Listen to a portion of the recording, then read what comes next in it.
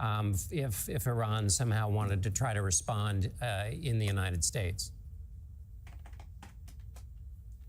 Sure, John. I will also note, just closing out the overseas element, that I do have sources indicating that the White House is anticipating additional strikes on U.S. bases overseas. And as I mentioned previously, the U.S. government has taken significant precautions to protect our members of the military to the greatest extent possible.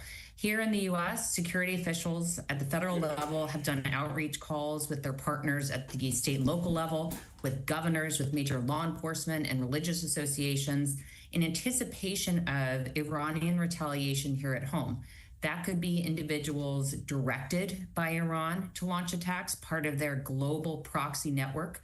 They've spent decades cultivating a surrogate network here in the United States, what we call sleeper cells in layman's terms. In residential areas in Qatar. This action does not pose any danger to our friendly and brotherly country, Qatar, who, according to the New York Times, they told in advance about it, and its noble people. And the Islamic Republic of Iran remains committed to maintaining and continuing warm and historic relations with Qatar.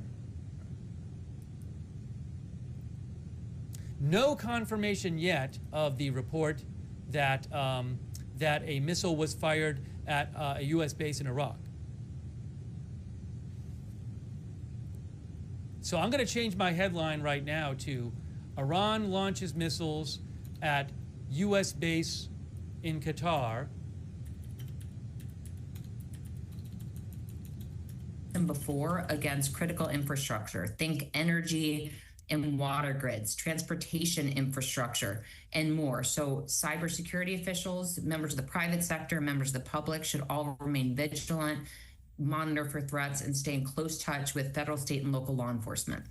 Sam Vinograd, thank you so much. A little bit of reporting here in Bahrain says it has shut down the airspace temporarily. This is amid fears of retaliation by Iran against retaliation in response to the U.S. attacks. We're going to go now to Charlie D'Agata, who is at the Pentagon. Charlie, there's a report out of the United Arab Emirates that Iran says that the missile barrage on Qatar was the same number of bombs used by the U.S. on the nuclear sites. How do they read that over there? What's your what's your sense of what that might mean? Well, certainly the Qataris aren't counting that number. You know, Margaret had reported 6. We're hearing as many as 10, but nowhere near the amount of munitions that were dropped on those nuclear sites in Iran. And it's part of Iran's messaging here. And again, we discussed it before. This is symbolic. Going after Al Udeid, the biggest, you know, the headquarters of CENTCOM in the Middle East. It's symbolic, saying we're going to get you where you are. Also, one of the best defended, knowing full well that if any base was going to be able to defend against a missile attack, a short-range missile attack like that, it would be capable of doing that. And as we've discussed before, all of these bases throughout the Middle East have already been, you know, on high alert and reinforced with beefed up surveillance. This is ahead of the attacks in Iran. And you mentioned Bahrain. The reason Bahrain has closed down its airspace, well, that is another huge base. That's the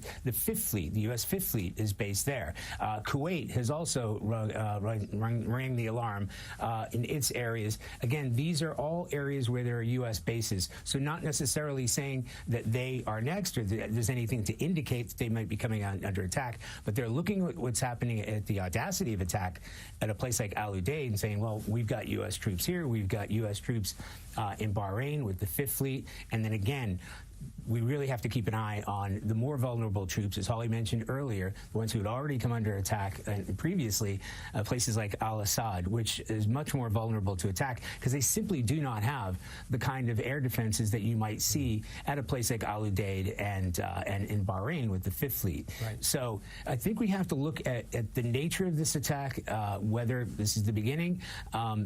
The Qataris are saying that all of the missiles were intercepted without anybody getting injured.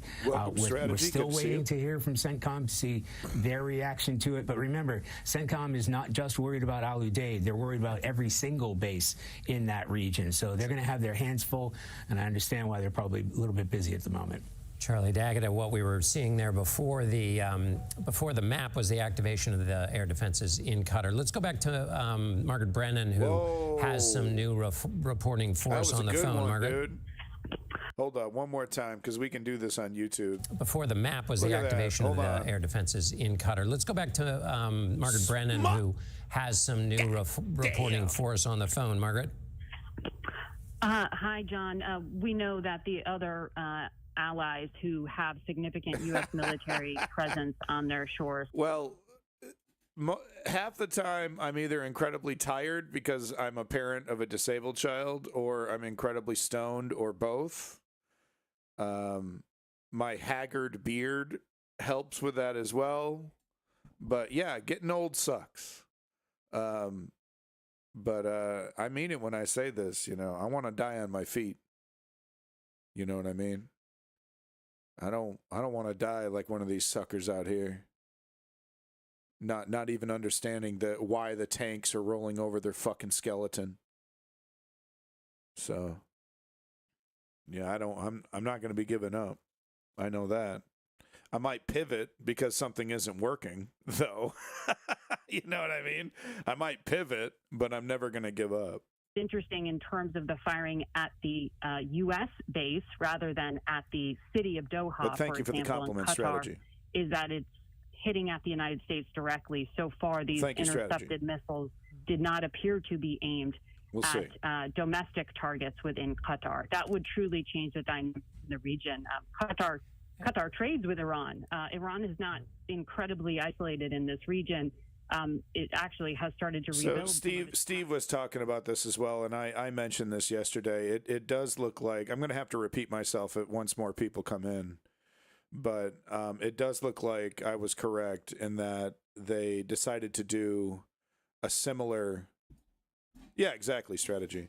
But it does look like they decided to do a similar retaliation that they did to the initial assassination, where they intentionally targeted an area that they knew was well defended, and they knew that the barrage was going to be almost completely shot down, that it wasn't going to kill U.S. soldiers, which is most important.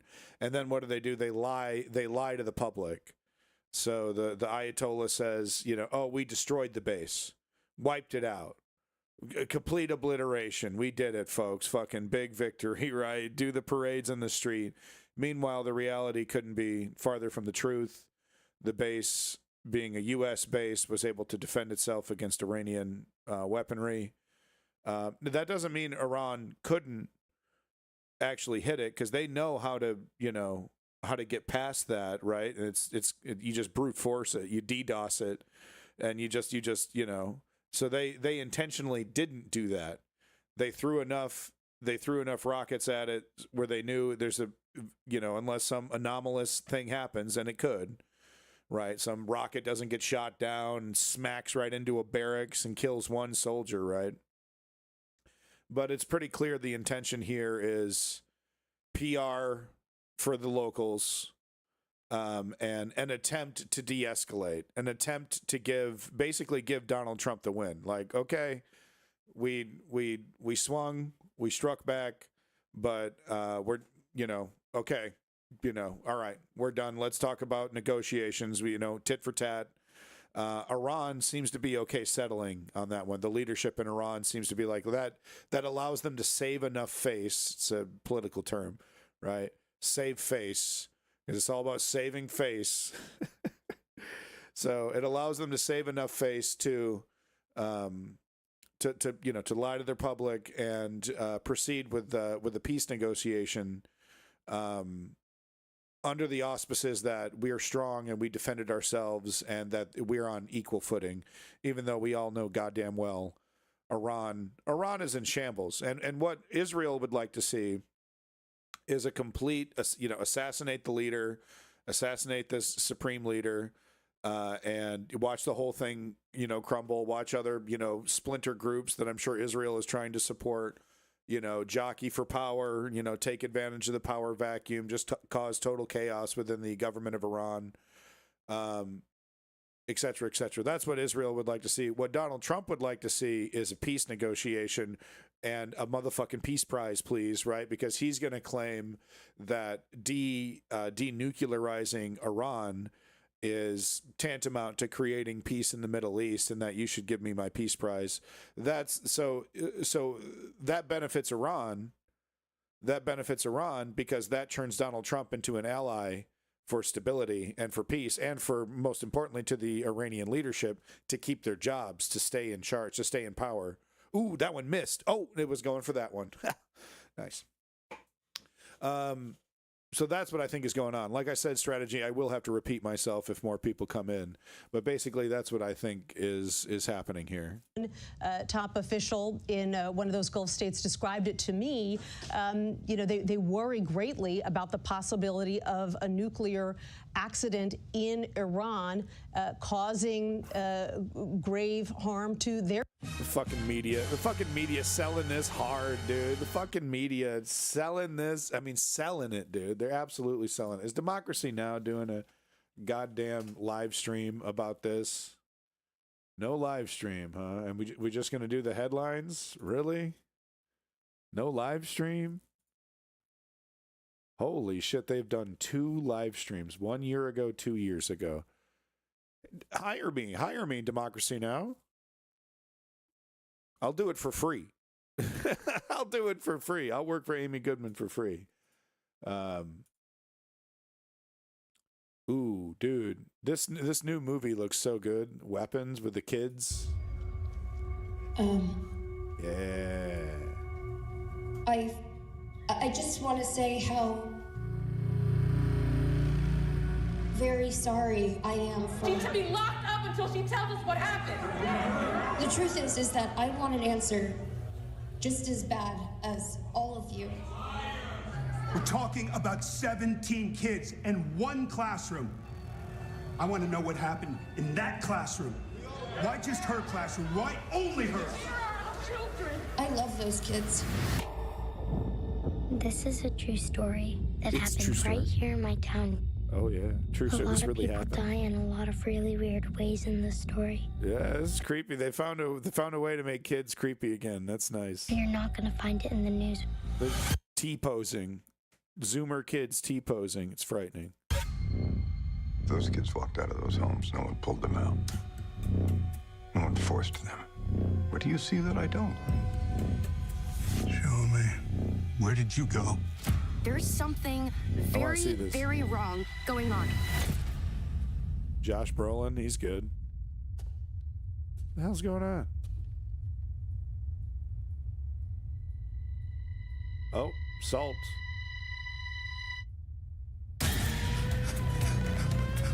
Oh, what am I looking at? Leave the investigating to the investigators. Scary stuff. I've never seen anything like that. Scary stuff. In my life. Whoa! Whoa, black scary stuff. Weapons. Are you watching? All right. Looks cool. I don't know. It's one of those horror movies that could either be all right, pretty good, or like, oh God, oh no, they're checking every box. All right, Kyle Kulinski over here is gonna. All right, 19 minutes. Come on, buddy. What are you doing? Get out of the shower. Let's go. Let's go. Be like me. Literally, do all your chores. Do everything as quickly as you can, and then run to the fucking stream and start talking about this.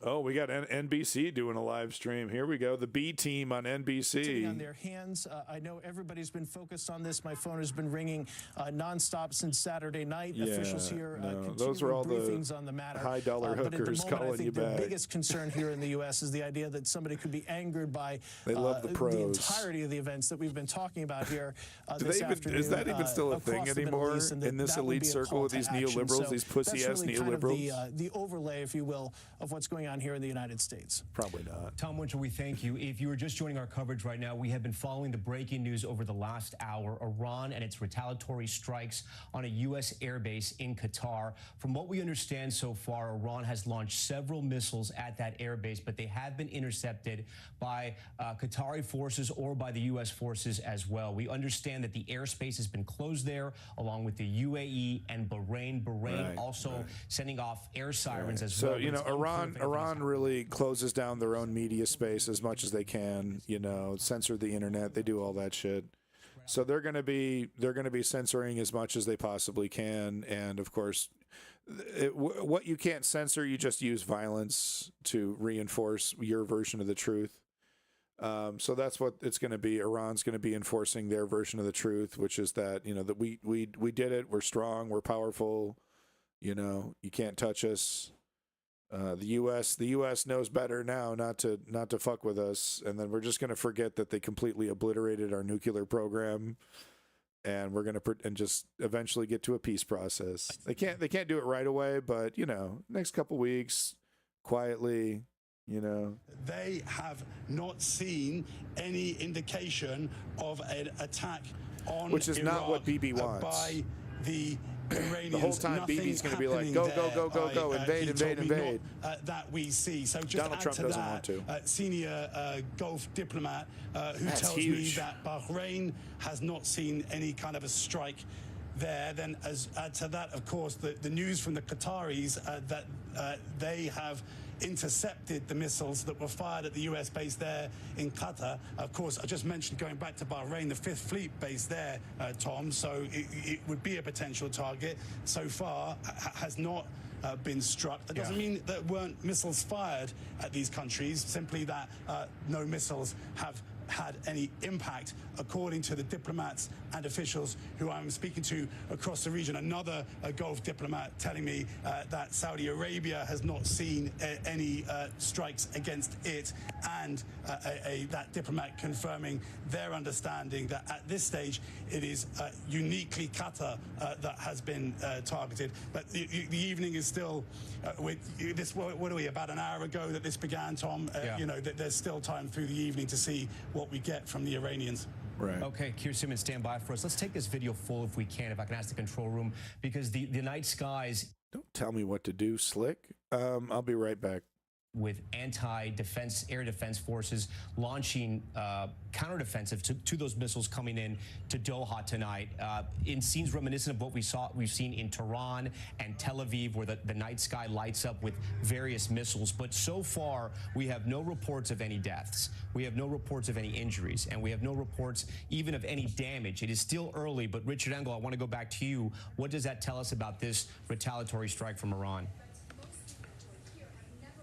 Well, at this stage, it looks like it was a symbolic kind of strike, with Iran making a lot of noise about it, bragging about it, making a lot of statements, but attacking a target that is very well defended, isolated, trying to calibrate their response.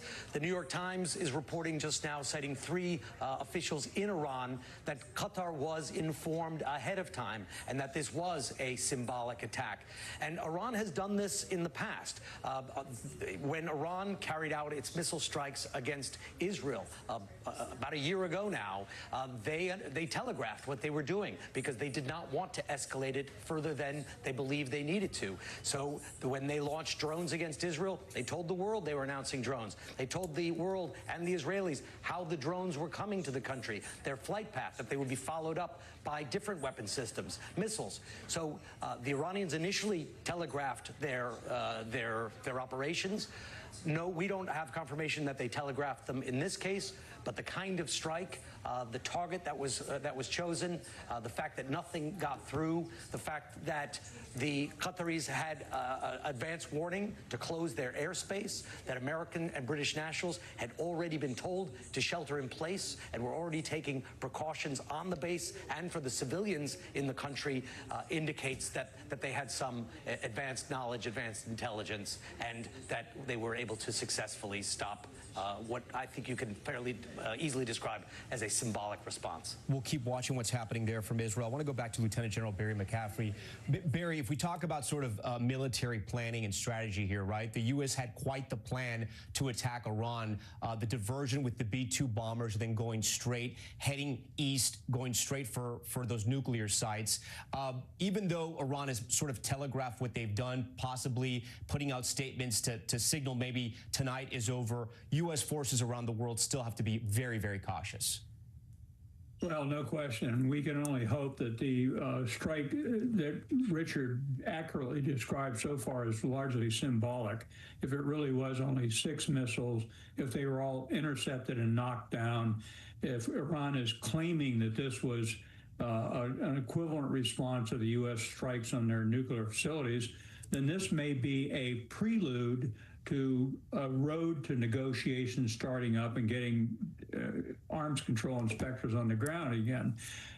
We won't know. But I think it's important also to make the point, these U.S. forces in the region, whether in Iraq and Syria, Bahrain, Kuwait, Al Udeid, they're there as a fighting combat force. They're not hostages. They're there to put Iran at risk and terrorist organizations at risk and to protect U.S. national security interests. So we shouldn't view them as, if we wanted to only protect U.S. military forces as a major national objective, we take them out of the Gulf.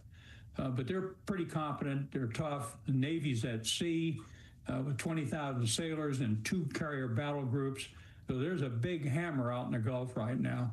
All right, Barry, we thank you for that. Stand by for us. I'm going to go back to Gabe Gutierrez, who's monitoring everything from the White House. Gabe, give us a sense of what's happening there in the building just behind you, the White House, and possibly inside the Situation Room. Well, Tom, yes, the president is in the Situation Room right now. We understand from White House officials with his Secretary of Defense and the Chairman of Joint Chiefs of Staff, along with other national security officials. Now, we have not heard over the last few moments about the latest here, but certainly the president taking... Sorry, am I stealing NBC News? Oh no. Oh no. The value right down the drain. Any severe damage, kind of what happens next? You were mentioning with Richard and with General McCaffrey, if this was a largely symbolic attack, and again, we don't know the full extent of this yet, but if it were to have an attack with no injuries and no significant damage to any U.S. assets Gabe. In the region. Gabe, thanks. We have some breaking news just coming in. Courtney Kuby at the Pentagon has some new reporting. Courtney, what can you tell our viewers? What do you got, Courtney? Yeah, we are still working on confirmation about the possibility that the U.S., the base where U.S. personnel are housed at Al Udeid in Qatar was in fact the subject of an attack by short and medium range missiles. We are still working through this, Tom. If you just give me a couple more minutes, come back to me. Sorry about that. No, it's okay. It's okay. They told me to come over to you, but I appreciate it. That was my fault. We want to make sure. We want to make sure we're right. So keep working your sources. We appreciate that. We're not going to touch that reporting until we have it confirmed. Gabe, I'm going to go back to you. I didn't mean to cut you off there, but we are getting a lot of information, as you know, in real time, and we want to make sure the information we're bringing our viewers is absolutely correct. You were talking about the president monitoring this. So we've been seeing this video on screen strategy. And Marco Rubio as well, the Secretary of State, going out there and that's making the video it very clear been they looping. don't want a war with Iran. So they definitely attacked the base, but they attacked the base in a way that they knew would be deflected. They didn't try to overwhelm. They didn't kill anybody. It doesn't sound like they even damaged a building. Yeah, certainly. And look, it's... So this is exactly what they did when Israel first assassinated that government official. And then, and then this was, I think they assassinated that person after the beeper bombs that went off in, it wasn't Iran, was it? The beeper bombs? Post late last evening. But anyway, they did a big showy, blowy attack that didn't hurt anything, really didn't kill anybody. And then they started talking about peace, which is the smart move. They do this, and then they call up Trump and they say, okay, let's start talking about peace. And then Trump pretends that was against Hezbollah. Yeah, it wasn't in Iran. Where was it? Was it Jordan? I can't remember. But that's what they're going to do here, and then Trump is going to parade around, say, I just created peace in the Middle East, give me my peace prize, and Iran's going to play ball as long as Trump can keep Israel from instigating further, which shouldn't be too difficult. Israel is going to blah blah blah, but at the end of the day, what are they going to do? It is developing very quickly here. So we now have, according to 2 U.S. officials, that in fact Iran did fire short and medium range missiles at Al Udeid. They were shot down by air defense systems. There are no reports of any casualties at this point. The officials telling us that attack has ended. The reason that I'm saying there were no reports of any casualties at this point is, remember what happened after the U.S. killed Qasem Soleimani in Iraq. Iran retaliated with a number of ballistic missiles fired at Al-Assad, a base in western Iraq that houses U.S. troops. And while in the immediate aftermath of those missiles being fired, and remember, in that case, they actually did impact the base. There were initially no reports of major casualties, but then as time developed, there were a number of service members and even civilians who developed cases of traumatic brain injury and other sort of concussive blasts. Now, at this point, again, no casualties, no injuries reported.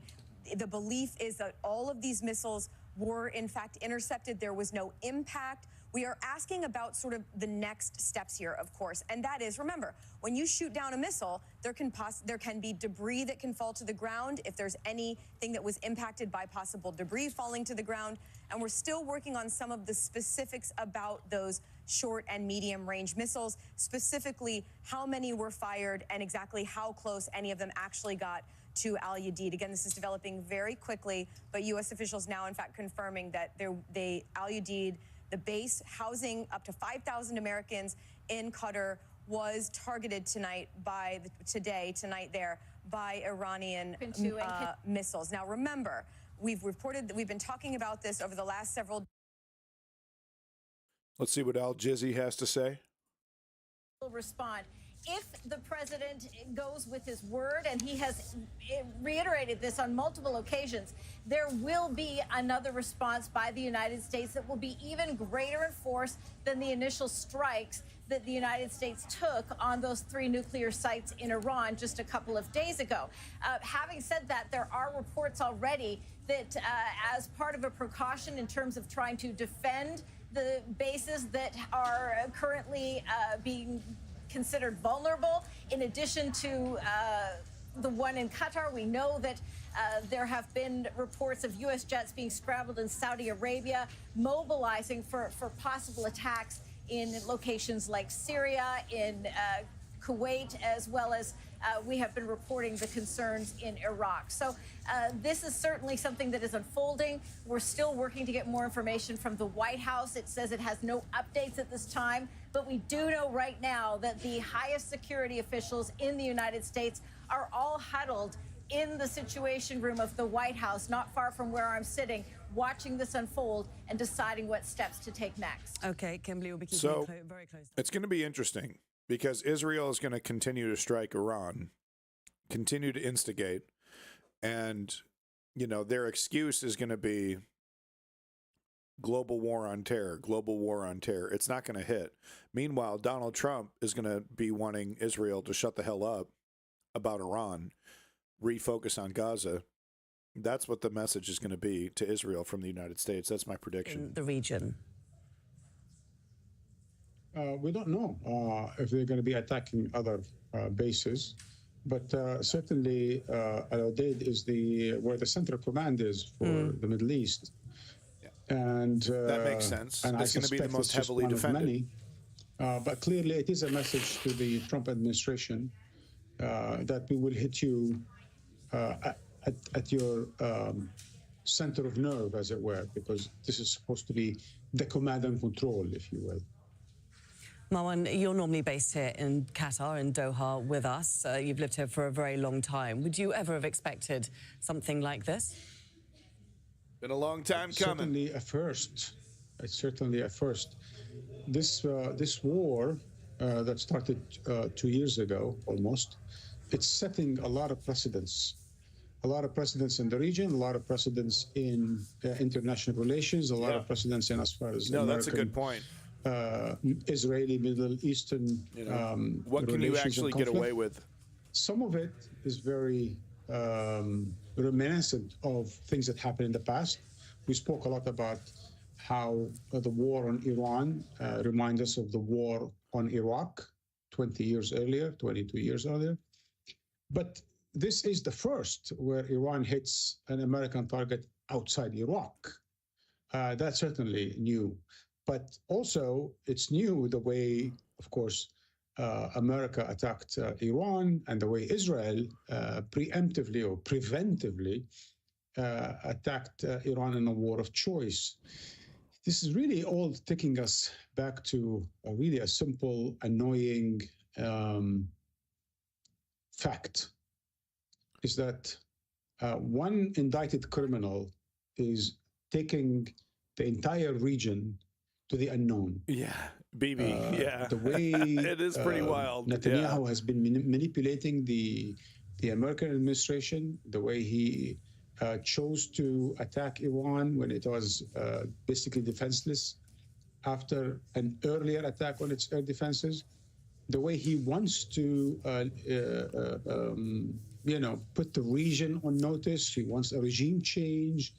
He wants to terrorize a number of other regimes if need be. All of these are precedents, and all of these have started with Netanyahu, and we really don't know that the war he started will ever end or when it will ever end. So that's the big question, isn't it? What happens next once we've come to terms with yeah, I mean, he's just saying, like, you could definitely say technically Israel was at war, basically since its inception. But he was, specifically mentioning, after October 7th, right? That it was very much directed only at an airbase. Would you agree with that? This is what I said earlier about when we heard that Trump making that press conference and saying, okay, that's it. We've hit. We left. It's all clean, 6 hours. Now Iran comes back to the negotiations table.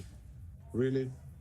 Yeah, really. Really? Yeah, really. Does the American president believe that he could just hit and run and that this guy thinks Iran's like super powerful. I mean, come on, man. Win in Iran, and that would be the end of that. The whole government's held up on fucking sticks and America corruption. Come in on. Iraq and announced mission accomplished. Yeah.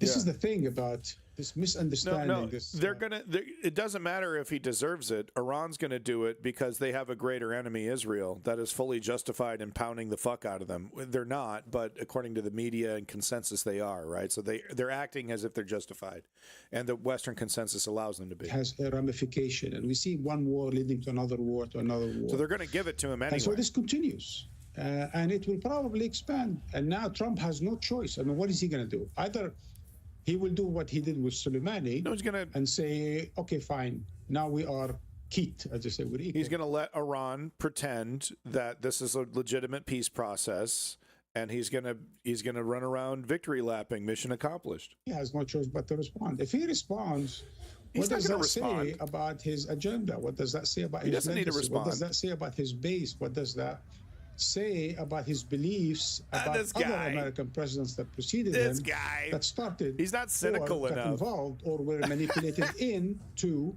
wars in the Middle East. So it makes him, one of many. Oh, yeah. No. That Trump's going to respond to this piddly little nothing you squirt. And I were speaking earlier about regime change. No, he's going to crow that he America ended the nuclear threat in the Middle East, that he created peace in the Middle American East. Officials in their, in one Phil Gordon's book about losing the long game, how it was all regretful. There was no point. It just, America lost a lot in it and lost credibility and money.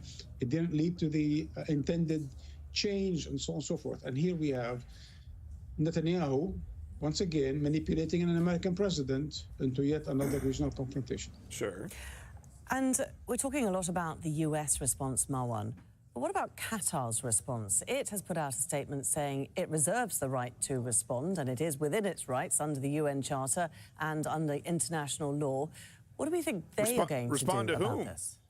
Who are they responding to? Well, they certainly established a principle that, Iran? You shouldn't be attacking another sovereign country, in this case, Qatar. But I think there were so many apologies in just 2 hours by the Iranians towards Qatar that we didn't mean, it's not about you, we don't want, we understand you, we appreciate you, and so on and so forth. I think it's probably important that they reserve the right, but whether they will act, I doubt it, but it remains to be seen. Okay. Marwan, many thanks indeed for joining us there from Paris. It's just gone 18 GMT. If you're just joining us here on Al Jazeera, let's bring you up to... That's what I think of his opinions. Like, it's very biased, very, like, I don't know, very, I don't know, kind of just like he's in his own little universe here. I don't know. Some of his analysis was spot on, though. Like, I can kind of, like, his analysis was so good. Like, I understood, like, why he would come to those conclusions. But I don't know. I don't think so here. I think we're playing a game here.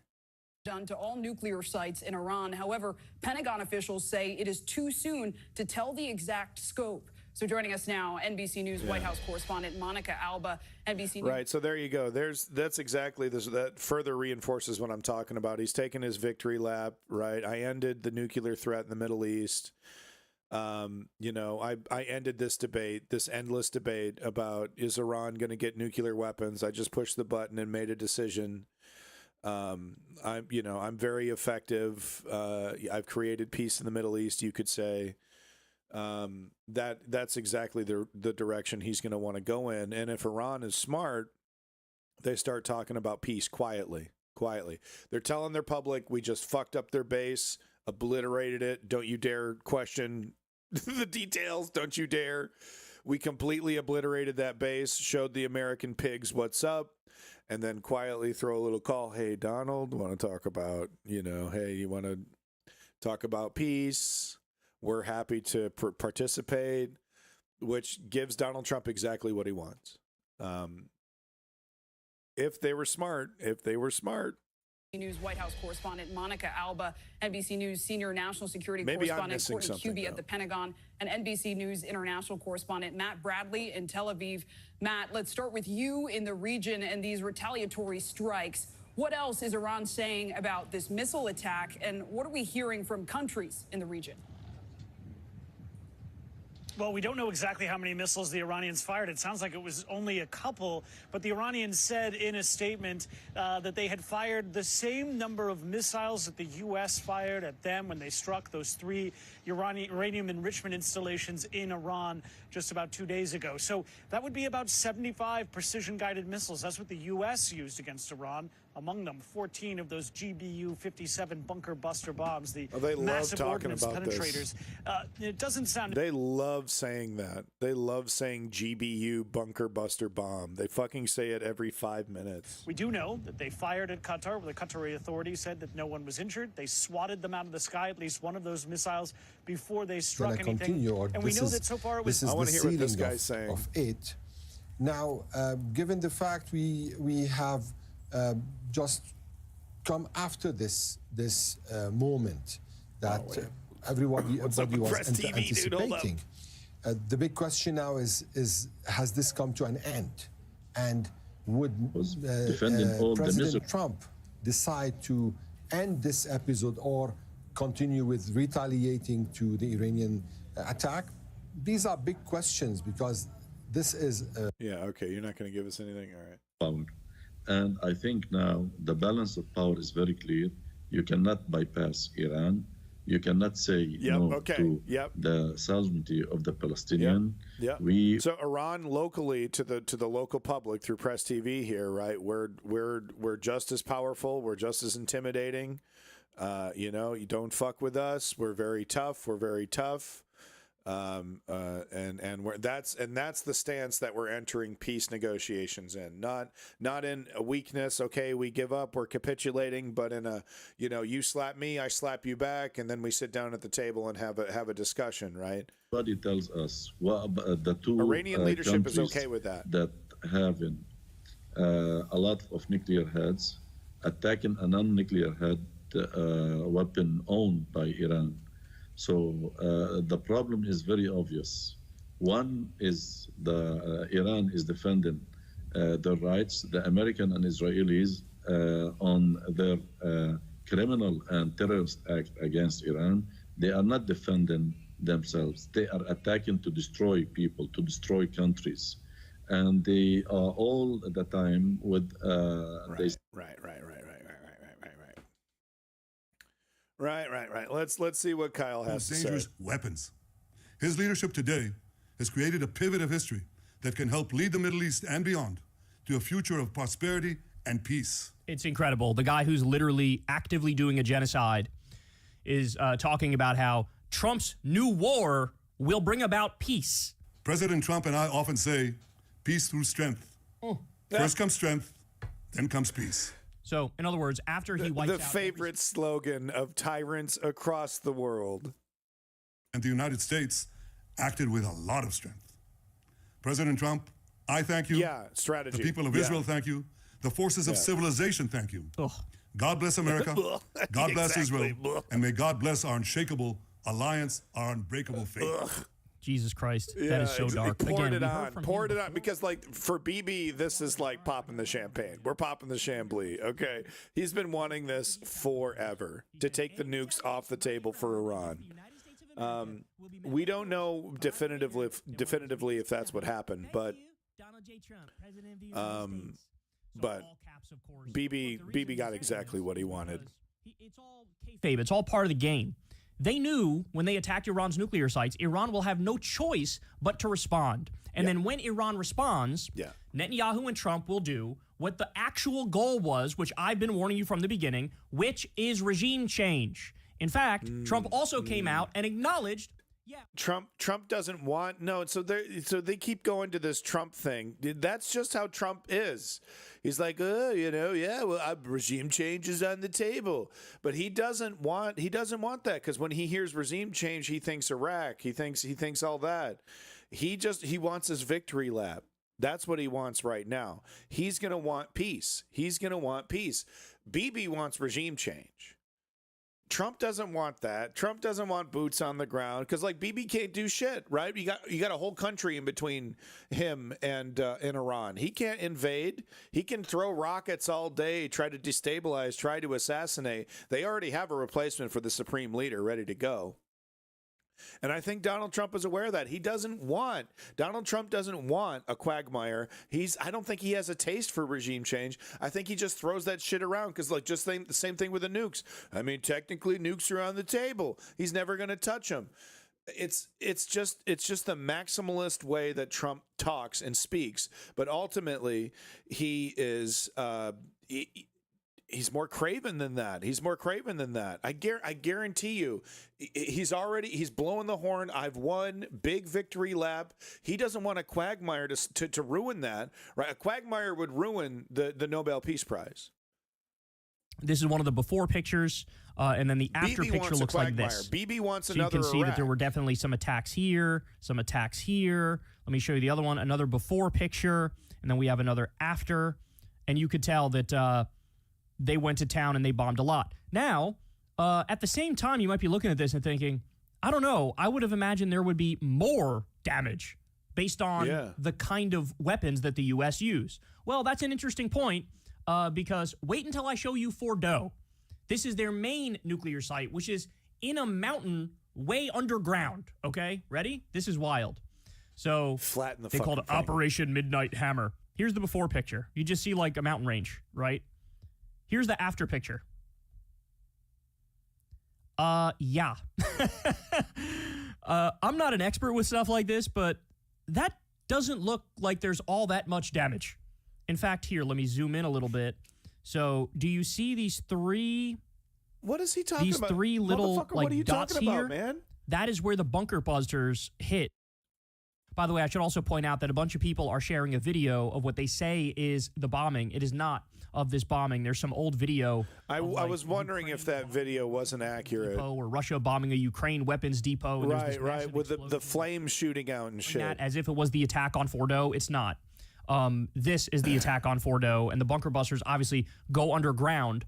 But in terms of damage that you can see, I got to be honest, y'all, this is really a lot less than I was expecting, right? And I love this comparison. I need to shout out to Evan who posted this. Is the meme the before? Yeah, okay, but guys, why are we memeing on this before we even know what the fuck we're talking about here? Because that's the bunker buster penetrates. It goes super, super, mega deep and then explodes big time. You know, are we certain we want to just meme on this so confidently, guys? I'll have more on that in a little bit, but the answer is no. The idea that this place is totally cooked and that their ability to make nuclear weapons is now gone and they don't have the capacity. And, you don't know any of that, dog. Shit. Like, none of that happened. Now let me show you this. Rolling Stone had this report. There is no intel. Trump's attacks on Iran were based on vibes, sources say. Really? So in other words, when Tulsi Gabbard was in that committee hearing and she testified that Iran is not building a nuclear weapon, there's no evidence of that. And then that was brought up to Trump. And Trump was like, she's wrong. She's wrong. I say they are close.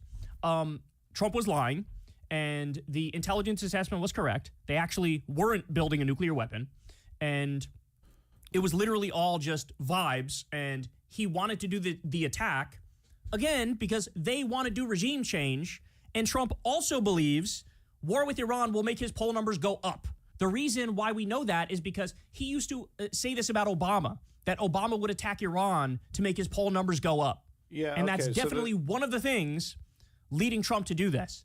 Okay. So it's the intel that they're talking about. I'm sorry, I thought he was talking about intel on the aftermath of the attack. The intel that they're talking about is the they're about to get a nuclear weapon intel. So that was all bullshit. But yeah, that's understandable. But I'm just very skeptical and doubtful of his assessment of the damage assessment here.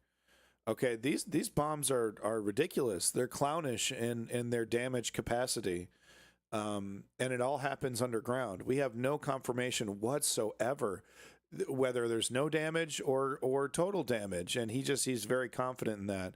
But I do agree with his assessment that it was total bullshit, that that it was imminent. Welcome back, Bound. Bound. Yeah, exactly. Anybody that's taking a lot of BB's money has to be bellicose against Iran.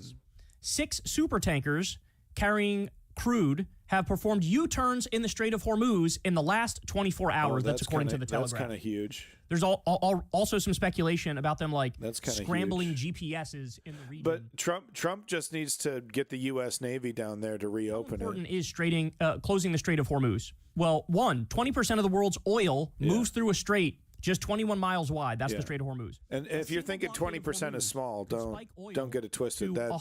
That's market rocking numbers. Hormuz sees more oil traffic daily than the Panama and Suez canals combined. Yeah. 35% of all seaborne liquid natural gas passes through Hormuz. U.S. Navy has deployed forces to Hormuz nearly every decade since the 1980s. It's the most militarized oil route on Earth. Hormuz is the only sea passage from the Persian Gulf. Yeah, militarized all day, but are they really going to fire on U.S. ships? Are they really going to fire on Chinese ships? The Iranian government? It's a catch-22. It's a total catch-22. So, with Iran doing this, I told you guys, this is just a limited strike and they'll go in and out. Absolute nonsense. This was just the first move. They did it knowing Iran would have to retaliate, and then boom, Netanyahu gets the regime change war that he always wanted, and Trump does the regime change war. All right, more. U.S. has asked China to prevent Iran from closing the Strait of Hormuz and disrupting global oil flows per CNBC. So here's the master planning from the Trump regime. No, we were talking about this yesterday. This is clown shit. This is what are you even doing over here? How'd that work out? And we're just getting started. But we've seen them do this from the very beginning, and this is part of what I'm talking about. How Donald Trump wants to push a button, fix the problem, claim he's created peace in the Middle East, grab his Nobel Peace Prize out the door to roaring applause. That's what he wants. He doesn't want a quagmire. He doesn't want an Iraq or an Afghanistan, and I'm pretty sure he knows that's what Bibi wants as well. I mean, one con man to another, right? One scumbag to another. He has to know that Bibi is like, crooked and wants to drag him into something that he doesn't want. But Trump is like, what I want is a peace prize. What I want is for people to think I made peace in the Middle East. If we hit the brakes on this right now, I get to take a victory lap, and that there's legitimacy to it. It moved our stuff out of there because it was very obvious they were going to attack us. Trump was effectively saying he was going to attack us. They were broadcasting it since like March. And so as soon as we had the slightest hunch that this was actually going to go down, bro, we got... Okay. First of all, RT source. You got to point that out, Kyle. Maybe he did and he was muted. He's fucking flying, man. But this, I believe this is true. I believe this is true. But also, maybe they moved the enriched uranium. Sure. Maybe they removed some critical equipment. Okay. But you're not, some of these things you can't move. Some of these things are fucking the building. You're right. Like the fucking reactor and shit that they got down there. Right. So there's a bunch of shit that's like priceless. Not priceless, but like really, it's going to take an incredibly long time to rebuild. And sure, you got little bits and pieces, but little bits and pieces ain't going to do you jack shit unless you got the fucking, the reactor, all the other shit that was very likely demolished, destroyed, and buried by the bomb. But we don't know that. We don't know that for sure. And Kyle is over here speaking from like a place of complete confidence, man. I don't know. You got to slow your roll a little bit. Going to go down. It's like day two, man. We got all of our stuff out of there immediately. So again, what a disastrous and colossal failure. This was all like a show attack. I don't think so. Which was just the beginning of what they really want, which is regime change. Excuse me. Senior officials tell the New York Times that they do not know the whereabouts. Kyle is convinced that Donald Trump wants regime change because Bibi wants regime change. I don't know. He's missing this. He's whiffing this. From the Trump regime are telling the New York Times, we actually don't know where their uranium is. So what? No. So then again, the public-facing posture. They don't. I mean, they care, right? But really, what they care about is the optics, and the optics is we just ended Iran's nuclear program. No ifs, ands, or buts. That's what they're going for here. It was greenlit. Everything else is just fucking kayfabe. All right, so Iran. Okay, I'm sorry. Also decided. He keeps saying kayfabe. Can someone tell me what fucking kayfabe? What does this mean? First, the portrayal. Oh. In professional wrestling, kayfabe refers to the portrayal of staggered events as real or genuine. Okay, faking, okay, that's kayfabe. Oh, I didn't know that had a name. That's weird. Okay. I did. Well, let's hit Israel some more after this attack. Iranian missile hits electric infrastructure in the south. Thousands temporarily lost power. So Iran launched another wave of attacks against Israel. How about this? Iranian retaliation against U.S. forces could come as soon as the next day or two. That's from Reuters.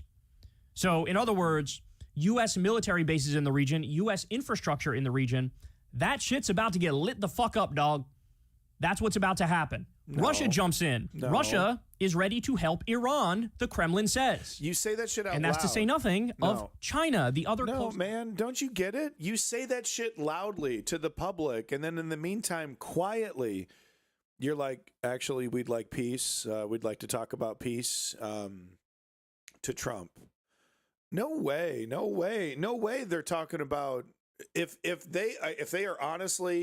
Iran is honestly taking this stance, oh, we're strong, you're intimidated, we're going to do it again, you better watch out. If that's really then my assessment yesterday that the Ayatollah is like strategically completely gone, does not understand the current state of geopolitics like at all, then that seems to be, more true than what I thought it was. But I can't imagine he's this fucking tone deaf. He's this fucking stupid, the Ayatollah.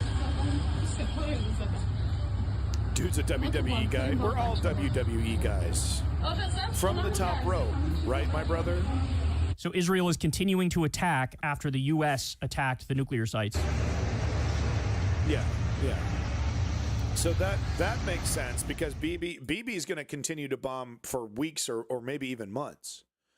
Because he wants this to keep going. He's gonna try to assassinate that Ayatollah, in the next, couple weeks to months to keep this bitch going. Why? Because of his own fucking corrupt, the fact that there's some kind of special rule on the books that basically says even though you might be guilty of a crime, you get a break because we're at war. So he's taking advantage of this loophole. Iranians in Tehran. Dear citizens of Tehran, in the coming days, the Israeli army will continue its attacks on military targets in the Tehran region. To protect your personal safety, we ask you to stay away from military bases and security institutions affiliated with the regime. Now, at the same time, what's the media doing?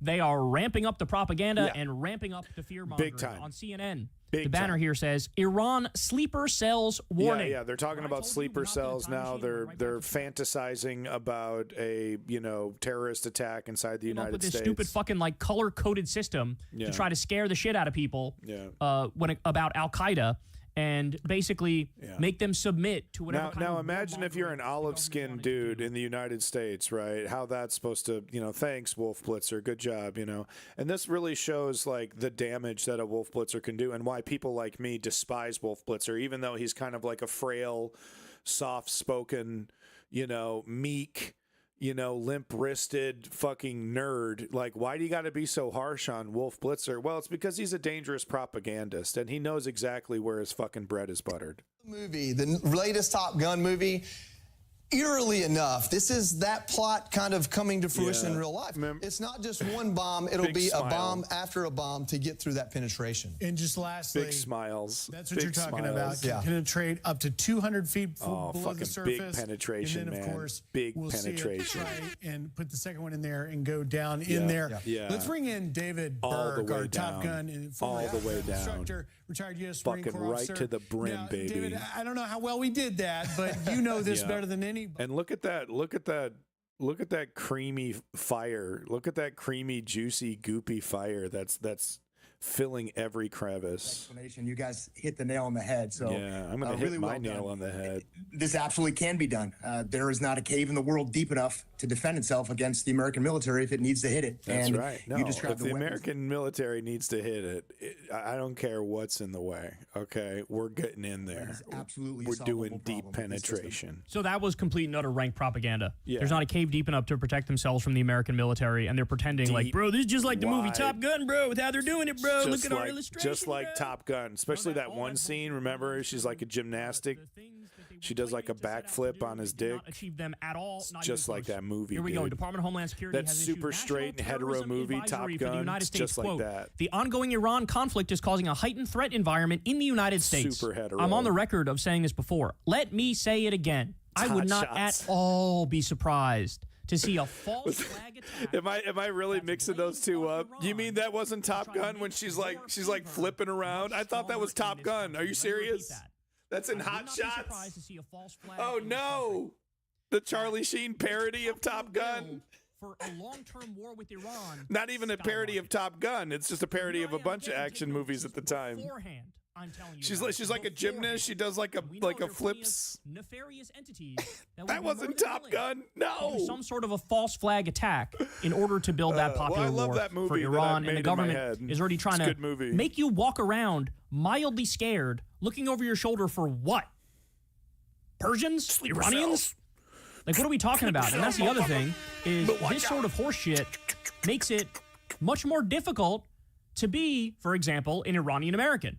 To be somebody that might be confused. And that's exactly what I was saying. And this is why Wolf Blitzer is so dangerous, Anderson Cooper, all the rest of them, right? Because somewhere they have to know that this is making people's lives miserable, but they got to get that bag. They're there for a reason. That's why they were picked. Because they don't push back, they don't question, they do what they're told, and they deliver it in a very genuine way. We're genuinely worried about sleeper cells. This has nothing to do about ratings or clicks or getting your attention and whipping you up into a frenzy to make sure you don't turn off CNN so you can get more information about the sleeper cells that have to protect yourself from. It's exciting. It's a form of entertainment in a way. Super basic facts. And I'm happy that somebody went on TV to say that because they're trying to scare the shit out of it. Okay, what is he talking about here? Let me go back to this. Former CIA Director John Brennan went on MSNBC and he confirmed the following. Iran has no nuclear weapons program. Iran posed no imminent threat to anyone. Iran was nowhere near producing a nuclear warhead. And Iran wouldn't even use one in a first strike if it did. Those are all super basic facts. And I'm happy that somebody went on TV to say that because they're trying to scare the shit out of everybody into thinking quite the opposite. All right, now finally, was that on Morning let's Joe? end this segment Probably with some not. polls. Morning Joe's so like, when you sleeper ask the cells, question, y'all, sleeper cells. as Mika, direct what and do we do about straightforward as sleeper cells? possible. So when you ask the question, do you want America to be at war with Iran? Look at the numbers. No is 85%. No, hell yeah. Yes is a measly hell yes? 5%. I'm for that So when you 5%. ask Let's it go, in the baby. most hell yeah. direct, Another honest, Middle forthright Eastern way, war. this is the result. Virtually nobody in this country sees themselves as pro-war. Nobody wants to be pro-war. Pro-war, baby. Now, having said Let's that, go. this is the power of propaganda, and this is the power of MAGA, the Trump cult. Because when you ask the question in a different way, ready? Do you approve or disapprove of the U.S. bombing nuclear sites in Iran? I approve. So in other words, this is framed more Bomb around like, all the hey, nukes. should they be allowed to get a nuke? Yeah, hell yeah. When you phrase it Bomb that the way, nukes, dog. look at the results. Only 13% of Republicans, somewhat disapprove based. or strongly disapprove. Oh, hell so when yeah. you frame it from, go. should Iran be allowed to get a nuclear weapon, right? They say, oh, no, of course not. Do you approve or disapprove of the U.S. bombing nuclear sites in Iran? Based people approve of bombing nuclear sites. Only if you're based, right? Only 13% of Republicans disapprove. So it flips, and you get almost every Republican in the MAGA base goes, yeah, go bomb Iran. Go attack them, of course. We covered a different poll as well, which added the qualifier. Bomb 'em. If necessary, should the U.S. attack Iran's nuclear sites? And when you add that qualifier and you ask Trump voters, it's over 70% that say yes. Based. Attack. Based. This is the power of propaganda, endless propaganda on TV.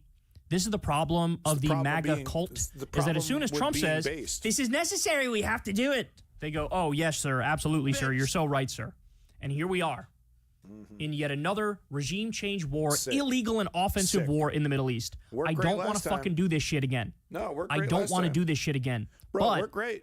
the cat's already out of the bag. We're great. We're already deep in it. Hey, y'all, do me a favor and like and subscribe. Ooh, the worst. Please change your outro, Kyle. I'm begging you. I'm actually begging you. Listen to this outro and tell me it doesn't need to change. Listen to this. It helps out big time in the algorithm. Click the bell as well for notifications Right when here. videos drop. This part. And watch that video on screen right now. You know you want to. Bro, change this shit. Change this shit immediately, please. I'm legitimately begging you on my hands and knees. But no, big props to Kyle Kulinski. Literally just stole his entire live stream. But what he had to say was really important, and he's, like always, throwing down the facts. He's got the tweets. He does what I do, except he does it on Twitter. He does what I do on Reddit, going through all the different news stuff. But he pulls his shit off Twitter. I pull my shit off Reddit. Iran attacks U.S. bases in Qatar and Iraq, DW News reporting. This is partly why I'm uncertain about Democrats' exact objection to the strike. It's theater. Come on, we know Chuck Schumer. We know Chuck Schumer's down for this. We know he's down for this. You know, would they have done it differently? You know, yeah, and the different way that they would have done it, I would have approved, right? Because Obama and them, they were like, you know, it was fair, right? You can have nuclear power. Just let us in, let us inspect, have transparency. We'll lift some sanctions, and you know, we'll all sing some Kumbaya together and get along with it. It was like one of Obama's best moves, you know. And Donald Trump tore that shit up just because it had Obama's name on it, man. I mean, literally. Like, would we even be here in this moment if Donald Trump just like quietly acquiesced, and then of course Biden kept it going? And where was Biden, by the way? 4 whole years? Did he even try to repair the damage? I understand it's tough because it's like, well, what if Trump gets back in? What's the point of even doing this? But did he even try? Yeah, no, woke patriot. Yeah, but I mean, you have to admit the Iran nuclear deal was one of the fucking gems in the pile of dookie, in the fucking drone bomb dookie. Welcome back, by the way. The Iran nuclear deal, I mean, that was pretty good. right? Hey, everyone wins. Iran can continue to utilize nuclear power, which we all agree is unfortunately dangerous, while also one of the most efficient ways to create power at the moment. Sucks, but that's true. So they get to continue to do that, and then we take the whole nuclear weapons thing off the table.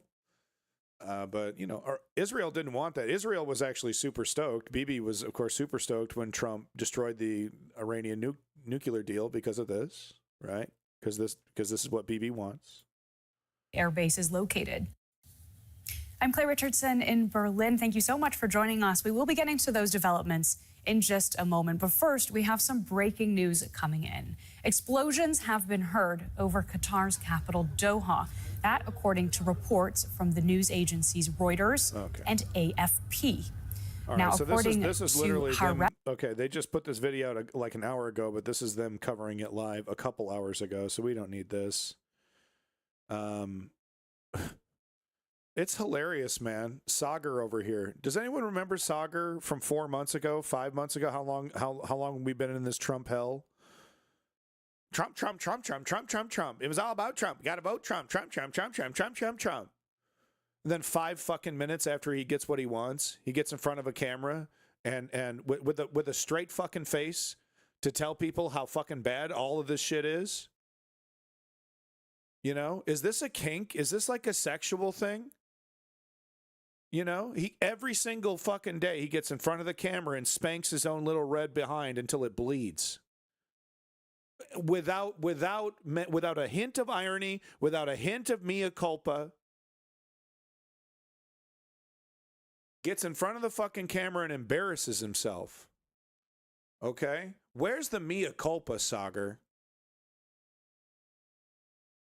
You fucking dork. You chiclet teeth dork. You look like a puppet with the fucking white ass teeth.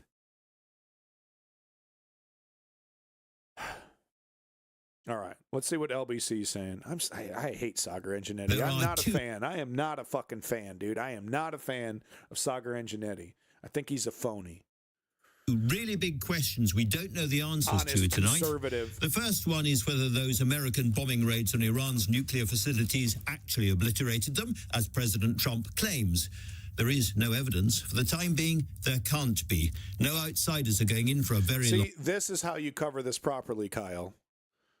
We don't... He's all like, bro, look at this tweet, bro. We got confirmation that you barely even touched. Look at this meme of Alex Jones, bro. Look, we got this didn't even do shit to them. They all moved the nuke shit out of there early, bro. It's over, bro. It's over. It's like, well, hold on, man. 48 hours into this shit, Kyle.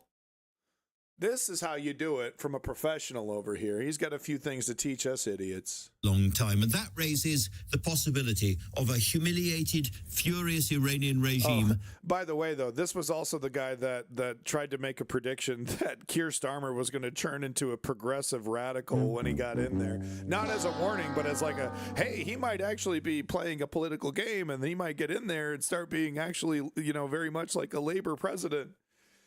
Like, no. But that was just him pontificating. It's not him. He's like, guaranteed this is going to happen. But he's like, hey, there is a possibility. No longer talking to the International Atomic Energy Establishment and quietly tucking away enriched uranium for dirty bombs, which they'll one day lob at Israel. Is that tolerable? This war has begun, but I'm afraid it has not ended. Wow, look at that bias. Wow. So I give him praise for reporting in an accurate way, and then he lobs that. It's really a guarantee that Israel is going to use their uranium for a fucking dirty bomb? Or is he trying to mimic? Am I missing something? Is he just trying to like mimic the framing that Israel is giving, or is that his own framing? For the time being, there can't be. No outsiders are going in for a very long time, and that raises the possibility of a humiliated, furious Iranian regime no longer talking to the International Atomic Energy Establishment and quietly tucking away enriched uranium for dirty bombs, which they'll one day lob at Israel. Is that... What the fuck? What the fuck? You got a fucking tinfoil hat for that one? He just said that shit like he's looking into a crystal ball. He just said that shit like it was like, boom, dude. Like he's got the sports almanac from fucking, Back to the Future. Oh, well, I mean, it's a dirty bomb. Obviously, they're going to put that uranium that they smuggled out of there into a dirty bomb and lob it at Israel, obviously. Okay, well, never mind with Andrew Marr. Andrew fucking Marr and the BB Brigade. That is not an accurate assumption, dude. That is you got no caveat, no unironically just going to be like, yep, well, obviously Iran, what they're going to do with that uranium is put it in a dirty bomb and lob it out of Israel. I mean, obviously. What are you fucking smoking, bruh? So yeah, we're not doing that. What a fucking disaster the media is. Like when the government, when it really, these are the moments when you should be watching the media the most, because these are the moments when they're the most truthful, in that you get to see their naked bias. You get to see where they really are, because a lot of the time they'll sound like progressives, or they'll sound like conservatives of a certain flavor, because there's no harm and they're trying to build a reputation. But when they have to cash in that reputation to spread propaganda, right? That's when you get a good look at who these people fucking are. Jesus Christ. World War III begins, boys. Here we go. World War III AI, just in time for World War III. We get to see some of the best thumbnails that no one pays for. This could be a great time for graphic designers, but no, instead we just got robots making the fucking fear-mongering material for us. By who you aim it.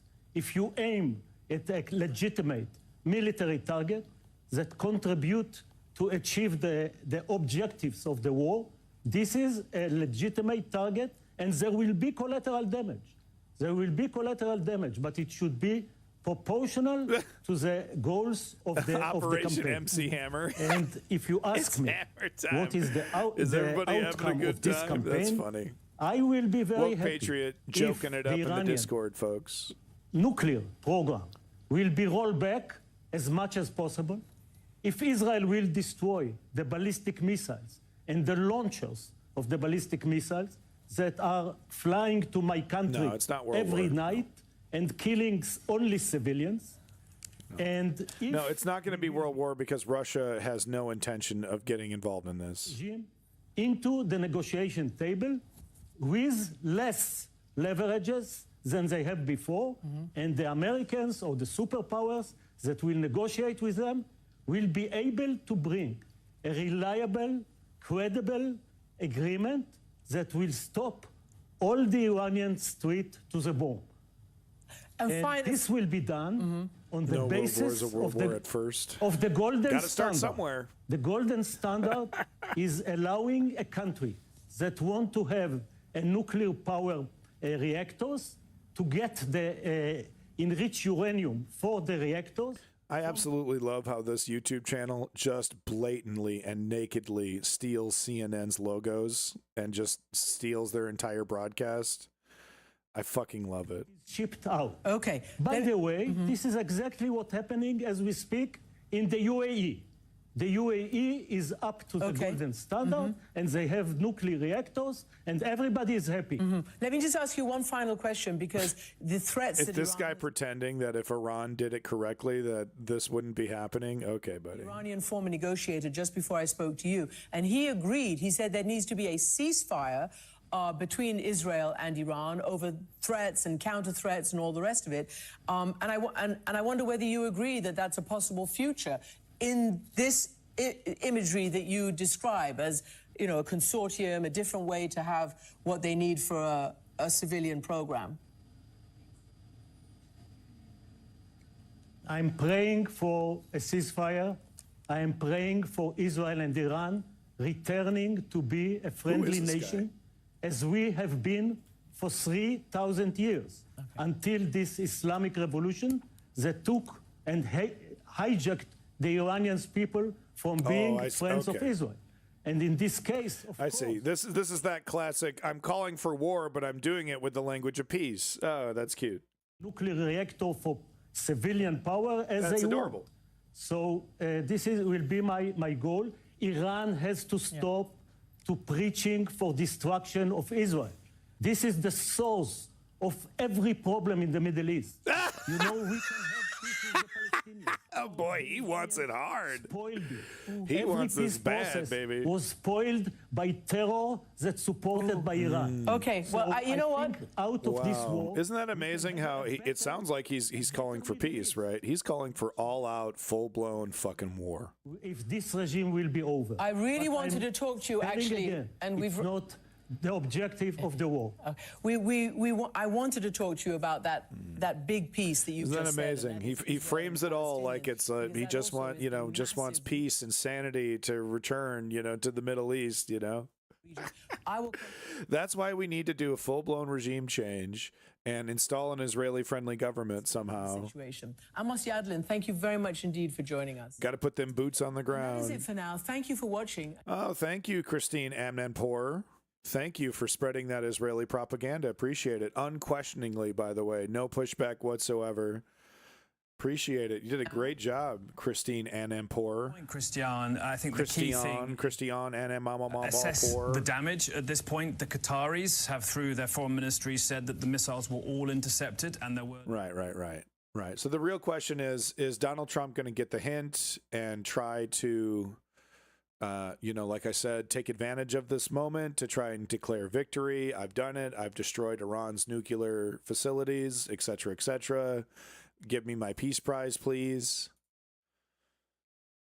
You want peace? Then where is your delegation? It's Trump is the delegation. His fucking phone is the delivery tool. And we know that was not Prophet Jesus, peace be upon him, and that he was a revolutionary, as was every other prophet that we had, because they always stood. Right. Okay. Having a normal one over there on Press TV talking about how the supreme leader, I assume, is the goddamn prophet of God. Right. Okay. Yep. Just normal Press TV stuff. On the American military base tonight. They talked about Muharram, and this is significance for Muslims. This whole call for... You don't send a diplomatic mission. You have a quiet phone call. A quiet phone call, maybe not between the two leaders, right? Between two representatives, two envoys. Send a little message. You send a little memo. All quiet. Meanwhile, in front of a megaphone, you blast, "Oh, we destroyed the base, and we're strong, and we're strong, and we're strong." To the locals, right? But then, quietly you send a message to the United States, hey, maybe we can do some kind of peace thing. You do that on the DL, big time.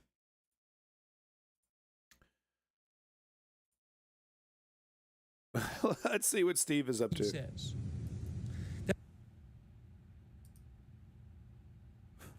This guy. It's live. But he's reading the news. He's reading Twitter and, I guess, responding to Twitter.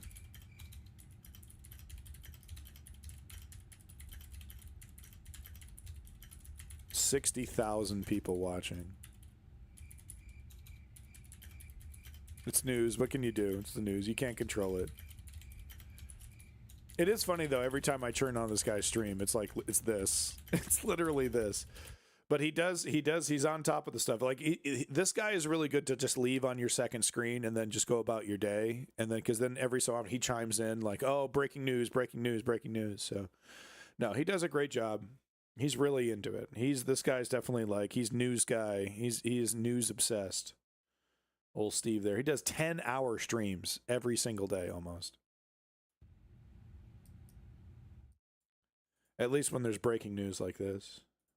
He does. We saw him give an address to the nation that evening, so anything could happen here. The president could, in fact, as he oftentimes does, surprise us and walk out of the Oval Office as he has before, to give a statement here to the media. We are, of course, waiting to hear from the White House there. But in terms of the congressional reaction to this, the Speaker of the House to hear what Trump has really given a lot of deference here Can't believe I just to said that, the president in terms of his response and his decision to attack Iran. We know other Republicans are siding with the president here as well. I know strategy. That's the thing. That's the comedy for me is like there's just this guy who's just like waiting for the nuke. Let's be real.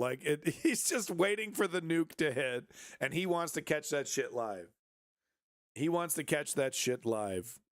it does somewhere. It feels like it's like a life goal, right? To catch the fucking nuke live on stream, like immediate, like as it happens before anyone else, like, you know. He's waiting for the nuke. He's just waiting. It's going to be in any second now. Any second. No, I make fun and I'm jealous and I make fun and he's doing a good job. As we get it, Meg, but at least for now, the president on his social media post, the latest post. Once again, they keep hyping this. But this is just Trumpism. This is just Trump keeping everything on the table, right? Welcome back, fucking ribbons. Good to see you. Breaking news: the world is over. We're all screwed. No. We're not even close to screwed. I mean, that's the thing. Like, if we were to give up right now, it really would be pathetic. But luckily, the regulators in the chat are not giving up anytime soon. It's just 4 or 5 of us. We can do it, right? We're good.